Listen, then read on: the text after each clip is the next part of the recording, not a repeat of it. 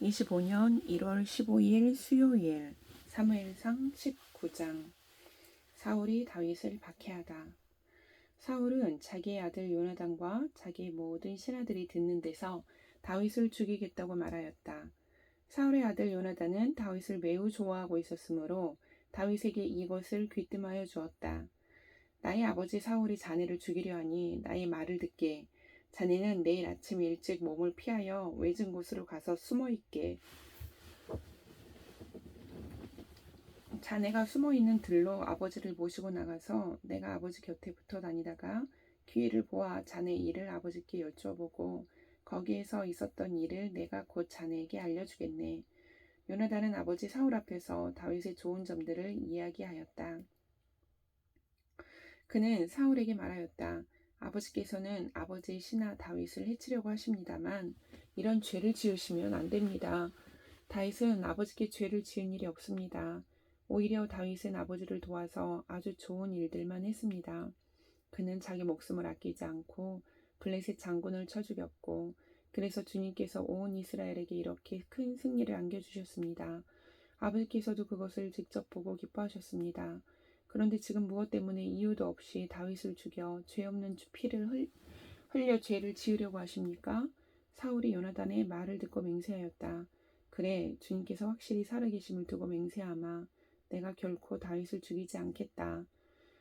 요나단이 다윗을 불러다가 이 모든 일을 알려주고 나서 다윗을 사울에게 데리고 가서 전처럼 왕을 모시게 하였다. 또 전쟁이 일어나니 다윗은 출전하여 블레셋 사람들과 싸웠다. 다윗이 그들을 쳐서 크게 무찌르니 블레셋 사람들이 다윗 앞에서 도망쳤다.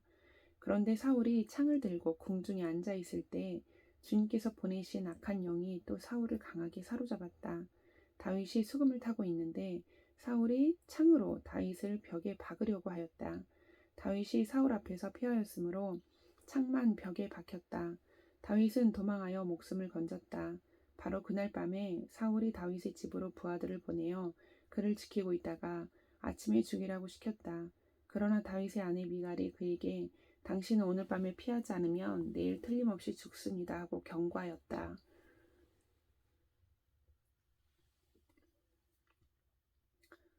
미갈이 다윗을 창문으로 내려보내니 다윗이 거기에서 달아나서 목숨을 건졌다. 한편 미갈은 집안에 있는 우상을 가져다가 침대에 누이고 그 머리에는 염소털로 짠 망을 씌우고 그 몸에는 옷을 입혔다.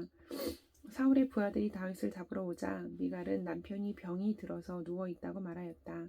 그러자 사울은 다윗이 정말 아픈지 확인하여 보라고 그 부하들을 다시 보내면서 자기가 직접 죽일 터이니 그를 침대째로 자기에게 들고 오라고 하였다.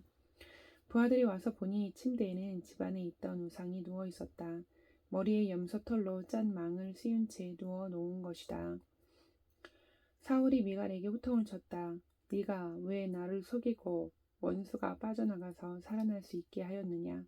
그러자 미갈은 다윗을 빠져나가지 못하게 하였다가는 다윗이 자기를 죽였을 것이라고 사울에게 대답하였다. 다윗은 그렇게 달아나서 살아난 다음에 라마로 사무엘을 찾아가서 그동안 사울이 자기에게 한 일을 모두 이야기하였다. 그러자 사무엘은 곧 다윗을 데리고 나요스로 가서 살았다. 다윗이 라마의 나요스에 있다는 소식이 사울에게 들어갔다. 사울은 다윗을 잡아오라고 부하들을 보냈다. 그들이 가서 보니 예언자들 한 무리가 사무엘 앞에서 춤추고 소리치며 예언을 하고 있었다. 그 순간 그 부하들에게도 하나님의 영이 내리니 그들도 춤추고 소리치며 예언을 하였다. 사람들이 사울에게 이 소식을 알리니 사울이 다른 부하들을 보냈으나 그들도 춤추고 소리치면서 예언을 하는 것이었다. 그들도 마찬가지로 춤추고 소리치면서 예언을 하였다. 드디어 사울이 직접 라마로 갔다. 그는 세구에 있는 큰 우물에 이르러 사무엘과 다윗이 어디에 있는지를 물었다. 사람들은 그 두 사람이 라마의 나요스에 있다고 대답하였다. 사울이 거기에서 라마의 나요스로 가는데 그에게도 하나님의 영이 내려서 그는 라마의 나요스에 이를 때까지 계속하여 춤추고 소리치며 열광 상태에서 예언을 하며 걸어갔다. 사무엘 앞에 이르러서는 옷까지 벗어버리고 춤추고 소리치면서 예언을 하고 나서 그날 하루 밤낮을 벗은 몸으로 쓰러져 있었다. 사울도 예언자가 되었는가 하는 말이 여기에서 나왔다. 20장 요나단이 다윗의 탈출을 도와주다. 다윗이 라마의 나윗에서 빠져나와 집으로 돌아온 다음에 요나단에게 따져 물었다. 내가 무슨 못할 일을 하였느냐? 내가 무슨 몹쓸 일이라도 하였느냐? 내가 자네의 아버님께 무슨 잘못을 저질렀기에 아버님이 이토록 나의 목숨을 노리시느냐? 요나단이 그에게 대답하였다. 자네를 죽이시다니 결코 그런 일은 없을 걸세. 내가 분명히 말하지만 우리 아버지는 큰 일이든 작은 일이든지 나에게 알리지 않고서는 하시지를 않네. 그런데 우리 아버지가 이 일이라고 해서 나에게 숨기실 까닭이 무엇이겠는가? 그럴 리가 없네. 그러나 다윗은 맹세까지 하면서 말하였다. 자네가 나를 지극히 아낀다는 것은 자네의 아버님도 잘 알고 계시지 않은가? 그렇기 때문에 이 일만은 자네에게 알려서는 안 된다고 생각하셨을 걸세. 자네가 알면 매우 슬퍼할 테니까 말일세. 주님께서 살아계시니 내가 자네에게 분명히 말하겠네. 나와 죽음 사이는 한 발짝밖에 되지 않네. 요나단이 다윗에게 제안하였다. 자네의 소원을 말해보게. 자네를 돕는 일이면 무엇이든지 하겠네. 다윗이 요나단에게 대답하였다. 내일은 초하루일세. 내가 임금님과 함께 앉아서 식사를 해야 하는 날일세. 그러나 내가 외출을 할 수 있도록 주선하여 주게. 나가서 모레 저녁 때까지 들녘에 숨어 있겠네. 그랬다가 만일 자네 아버님이 내가 왜 안 보이느냐고 물으시거든. 그때 자네는 내가 우리 고향 베들레헴으로 가서 온 가족과 함께 거기에서 매년 제를 드릴 때가 되어 급히 가보아야 한다고 말미를 달라고 해서 허락해 주었다고 말씀드려 주게. 그때 자네 아버님이 잘했다고 말씀하시면 나에게 아무런 화가 미치지 않겠지만 자네 아버님이 화를 내시면 나를 해치려고 결심하신 것으로 알겠네. 자네는 이미 주님 앞에서 나와 가까운 친구로 지내기로 굳게 약속하였으니 나에게 친구의 의리를 꼭 지켜주게. 그러나 나에게 무슨 허물이 있다면 자네가 직접 나를 죽이게 나를 자네의 아버님께로 데려갈 까닭이 없지 않은가? 요나단이 대답하였다. 결코 그런 일은 없을 걸세. 우리 아버지가 자네를 해치려는 결심을 한 줄을 알고서야 내가 어찌 그것을 자네에게 곧 알려주지 않겠는가? 그러나 다윗은 요나단에게 물었다. 혹시 자네의 아버님이 자네에게 화를 내면서 대답하시면 누가 그것을 나에게 알려주겠는가? 요나단이 다윗에게 말하였다. 자, 가세, 들로 나가세.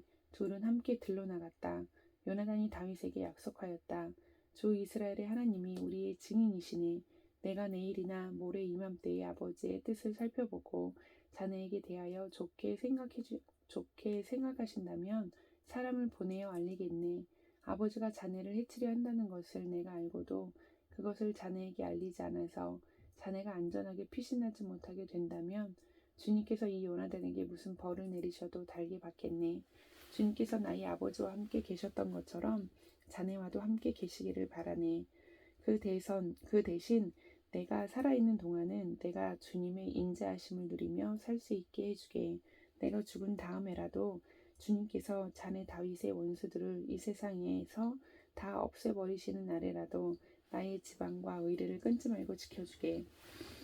그런 다음에 요나단은 다윗의 지방과 언약을 맺고 말하였다. 주님께서 다윗의 원수들에게 보복하여 주시기를 바라네. 요나단은 다윗을 제 몸처럼 아끼는 터라 다윗에게 다시 맹세하였다. 요나단이 다윗에게 약속하였다. 내일은 초하루이니 아버지가 자네의 빈자리가 된 것을 보시면 틀림없이 자네가 왜 자리를 비웠는지 물으실 걸세. 모레까지 기다리다가 저번 일이 있었을 때에 숨었던 그곳으로 내려가서 에셀 바위 곁에 숨어 있게. 그러면 내가 연습 삼아 어떤 표적을 놓고 활을 쏘는 것처럼 그 바위 곁으로 화살을 3번 쏘겠네. 그런 다음에 내가 데리고 있는 종을 보내어 그 화살을 다 찾아오라고 말하겠네. 그때 내가 그 종에게 큰 소리로 너무 멀리 갔다.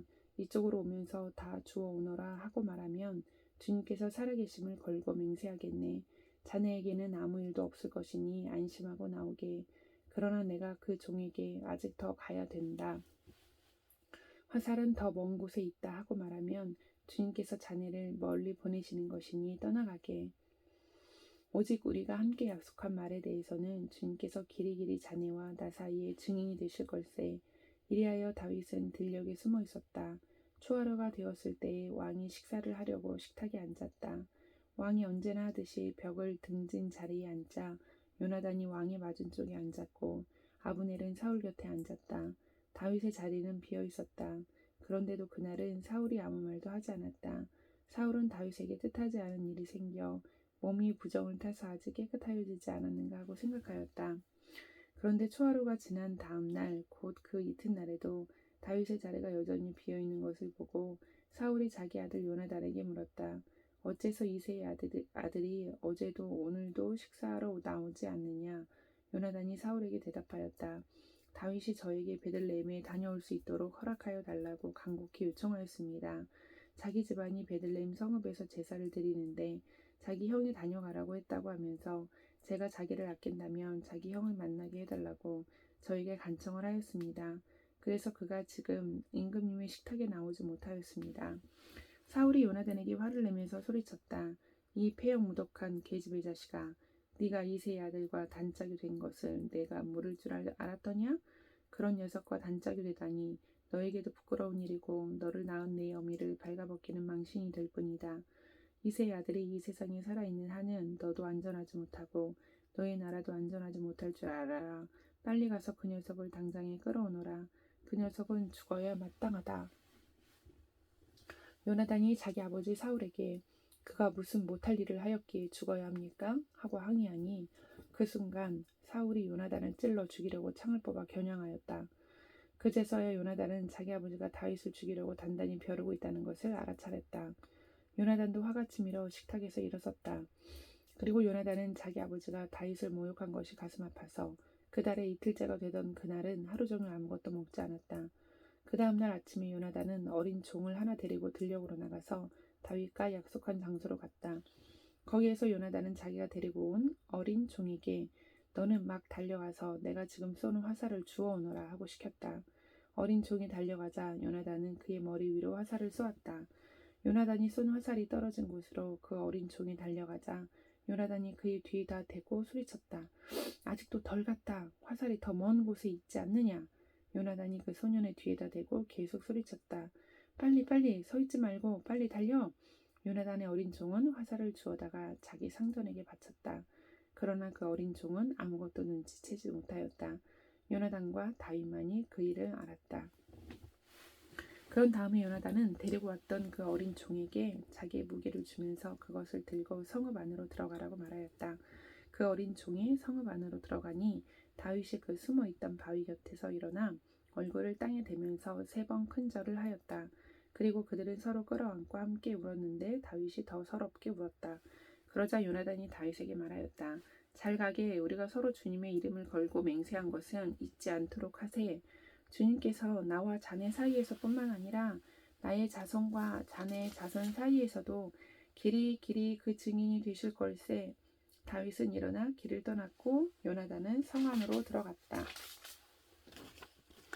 21장 다윗이 사울을 피하여 도망가다. 다윗은 노브로 가서 제사장 아히멜렉에게 이르렀다. 아히멜렉이 떨면서 나와서 다윗을 맞으며 물었다. 동행자도 없이 어떻게 혼자 오셨습니까? 다윗이 제사장 아히멜렉에게 대답하였다. 나는 임금님의 명령을 떼고 길을 떠났습니다. 임금님이 나에게 임무를 맡기면서 부탁하시기를 나에게 맡기신 임무를 어느 누구에게도 알리지 말라고 하셨습니다. 그래서 부하들과는 약속된 곳에서 만나기로 하였습니다. 그런데 지금 제사장님이 혹시 무엇이든 가까이 가지신 것이 좀 없습니까? 빵 5덩이가 있으면 저에게 주십시오. 그렇게 안 되면 있는 대로라도 주십시오. 그러자 제사장이 다윗에게 말하였다. 지금 보통 빵은 내게 없고 있는 것은 거룩한 빵뿐입니다. 그 젊은이들이 여자만 가까이 하지 않았다면 줄 수가 있습니다. 다윗이 제사장에게 말하였다. 원정길에 오를 때에 늘 그렇게 하듯이 이번에도 우리는 2, 3일 전부터 여자와 가까이 하지 않았습니다. 비록 이번 출정이 보통의 사명을 띈 길이기는 하지만 제가 출정할 때 이미 부하들의 몸은 정결했습니다. 그러니 오늘쯤은 그들의 몸이 얼마나 더 정결하겠습니까? 제사장은 그에게 거룩한 빵을 주었다. 주님 앞에 차려놓은 빵 말고는 다른 빵이 달리 없었기 때문이다. 그 빵은 새로 만든 뜨거운 빵을 차려놓으면서 주님 앞에서 물려낸 것이었다. 그런데 바로 그날 사울의 신하 가운데 한 사람이 그곳에 있었는데 그는 주님 앞에서 하여야 할 일이 있어서 거기에 머물러 있었다. 그의 이름은 도액인데 에돔 사람으로서 사울의 목자 가운데서 우두머리였다. 다윗이 아히멜렉에게 또 한 가지를 물었다. 제사장님은 지금 혹시 창이나 칼을 가지고 계신 것이 없습니까? 저는 임금님의 명령이 너무도 급하여서 나의 칼이나 무기를 가져오지 못했습니다. 제사장이 대답하였다. 그대가 엘라 골짜기에서 쳐 죽인 블레셋 사람 골리앗의 칼을 보자기에 싸서 여기 에봇 뒤에 두었습니다. 여기에 이것 말고는 다른 칼이 없으니 이 칼을 가지고 싶으면 가지십시오. 다윗이 말하였다. 그만한 것이 어디에 또 있겠습니까? 그것을 나에게 주십시오. 다윗이 거기를 떠나 그날로 사울에게로 도망하여 가드 왕 아기스에게로 갔다. 아기스의 신하들이 왕에게 보고하였다. 이 사람은 분명히 저 나라의 왕 다윗입니다. 이 사람을 두고서 저 나라의 백성이 춤을 추며 이렇게 노래하였습니다. 사울은 수천 명을 죽이고 다윗은 수만 명을 죽였다. 다윗은 이 말을 듣고 가슴이 뜨끔했다. 그는 가드 왕 아기스 옆에 있는 것도 안전하지 못하다는 생각이 들었다. 그래서 그는 그들이 보는 앞에서는 미친 척을 하였다. 그들에게 잡혀있는 동안 그는 미친 사람처럼 행동하여 성문 문짝 위에 아무렇게나 글자를 극적거리기도 하고 수염에 침을 질질 흘리기도 하였다. 그러자 아기스가 신하들에게 소리쳤다. 아니 미친 녀석이 아니냐? 왜 저런 자를 나에게 끌어왔느냐? 나에게 미치광이가 부족해서 저런 자까지 데려다가 내 앞에서 미친 짓을 하게 하느냐? 왕궁에 저런 자까지 들어와 있어야 하느냐? 22장 사울이 노베 제사장들을 학살하다. 다윗은 거기에서 떠나 아둘람 굴 속으로 몸을 피하였다. 그러자 형들과 온 집안이 그 소식을 듣고 그곳으로 내려가 그에게 이르렀다. 그들뿐만 아니라 압제를 받는 사람들과 빚에 시달리는 사람들과 원통하고 억울한 일을 당한 사람들도 모두 다윗의 주변으로 몰려들었다. 이렇게 해서 다윗은 그들의 우두머리가 되었는데 400여 명이나 되는 사람들이 그를 따랐다. 다윗은 거기에서 모압의 미스바로 가서 모압 왕에게 간청하였다. 내가 해야 할 일이 무엇인가를 하나님이 나에게 알려주실 때까지 나의 부모가 이곳으로 들어와 임금님과 함께 머물도록 허락하여 주시기 바랍니다. 그리하여 다윗은 자기의 부모를 모압 왕에게 부탁하였다. 다윗이 산성에 머물러 있는 동안에 다윗의 부모는 모압 왕과 함께 살았다. 그때 가시라는 예언자가 다윗에게 그 산성에 머물러 있지 말고 어서 유다 땅으로 들어가라고 재촉하였다. 그래서 다윗은 그곳을 떠나서 헤레숲으로 들어갔다. 하루는 사울이 기브아 산등성이의 에셀레모 아래에서 창을 들고 앉아 있었다. 그의 신하들은 모두 그의 곁에 둘러서 있었다. 거기에서 사울은 다윗의 부하들을 거느리고 나타났다는 말을 들었다. 사울이 둘러서 있는 신하들에게 호통을 쳤다. 이 베냐민 사람들아 똑똑히 들어라. 이새의 아들이 모두 너희에게 밭과 포도원을 나누어 주고 너희를 모두 천부장이나 백부장으로 삼을 줄 아느냐? 그래서 너희가 모두 나를 뒤엎으려고 음모를 꾸몄더냐? 내 아들이 이새의 아들과 맹약하였을 때에도 그것을 나에게 귀뜸해 준 자가 하나도 없었다. 또 내 아들이 오늘 나의 신하 하나를 부추겨서 나를 죽이려고 매복시켰는데도 너희들 가운데는 나를 염려하여 그것을 나에게 미리 귀뜸해 준 자가 하나도 없었다. 바로 그때 사울의 신하들 가운데 끼어있던 에돔 사람 도액이 나서서 보고하였다. 제가 이새의 아들을 보았습니다. 그가 노브로 와서 아히두베 아들 아히멜렉과 만날 때였습니다. 그때 아히멜렉이 다윗이 해야 할 일을 주님께 여쭤보고 나서 그에게 먹을 것도 주고 블레셋 사람 골리앗의 칼도 주었습니다. 그러자 왕은 아히두베 아들 제사장 아히멜렉은 물론 노베에 있는 그의 집안 제사장들을 모두 불러들였다. 그리하여 그들이 모두 왕에게로 나와왔다. 사울이 호통을 쳤다. 아히두베 아들은 똑똑히 들어라. 아히멜렉이 대답하였다. 임금님 말씀하십시오. 사울이 그를 꾸짖었다. 네가 왜 이새의 아들과 함께 공모하여 나에게 맞서려고 하느냐? 네가 왜 그에게 빵과 칼을 주고 왜 그가 하여야 할 일을 하나님께 물어서 그가 오늘날과 같이 일어나서 나를 죽이려고 매복하도록 하였느냐? 그러자 아히멜렉이 왕에게 대답하였다. 임금님의 모든 신하들 가운데서 다윗만큼 믿을 만한 사람이 누구입니까? 더구나 그는 임금님의 사위인 동시에 경호실장이며 이 궁중에서 매우 존귀한 사람이 아닙니까? 그가 할 일을 하나님께 여쭙는 일을 제가 오늘에 와서 처음으로 시작한 것입니까? 전혀 그렇지 않습니다. 임금님은 이 종이나 이 종의 온 집안에 아무 허물도 돌리지 말아 주십시오. 이 종은 이런 일은 전혀 아는 바가 없습니다. 그런데도 왕은 이런 선언을 내렸다. 아히멜렉은 들어라. 너는 어쨌든 너의 온 지방과 함께 죽어 마땅하다. 그리고 왕은 자기 곁에 둘러서 있던 호위병들에게 명령하였다. 너희는 당장 달려들어 주님의 제사장들을 죽여라. 그들은 다윗과 손을 잡고 복무하였으며 다윗이 도망하는 줄 알았으면서도 나에게 귀뜸해주지 않았기 때문이다.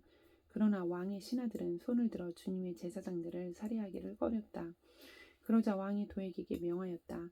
네가 달려들어서 저 제사장들을 죽여라. 그러자 에돔 사람 도액이 서슴없이 달려들어서 그 제사장들을 죽였는데 그가 그날 죽인 사람은 모시의 옷을 입은 제사장만도 85명이나 되었다. 사울은 제사장들이 살던 성읍 노베까지 가서 주민을 다 칼로 쳐 죽였다. 그는 남자와 여자, 어린이와 젖먹이, 소떼나 나귀떼나 양떼를 가리지 않고 모두 칼로 쳐서 죽였다.